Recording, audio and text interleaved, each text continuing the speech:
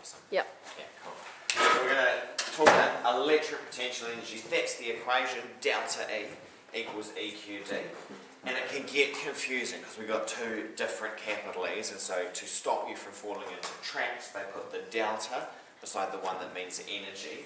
The one without the delta means electric field strength. So electric field strength and energy. And that can get confusing. And the cool thing about this equation, the first thing we can use it for is to get another unit for electric field strength, because we can rearrange that to be electric field strength equals delta E over QD. What's that other unit for electric field strength be?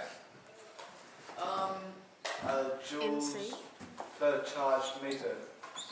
Per coulomb. Joules per coulomb per meter.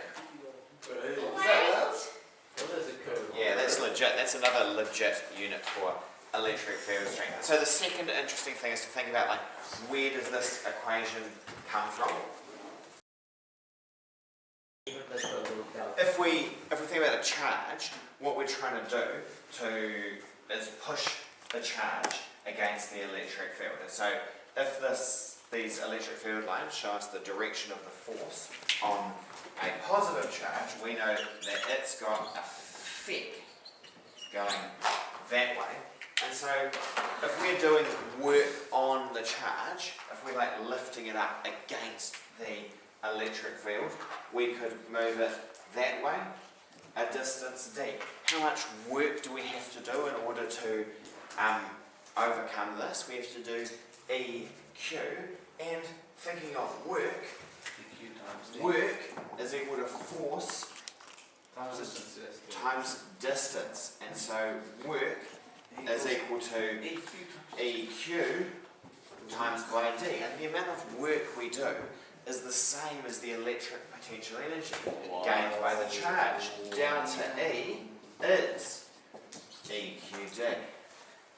So it's a pretty simple derivation of the equation, but that's one of the things that's useful, one of the skills that's useful for us to build up is, like, how do we derive this equation, like, from some simple first principles, like work is force times distance, force is electric field strength times charge, and therefore we can make that equation delta E equals EQD for electric potential energy.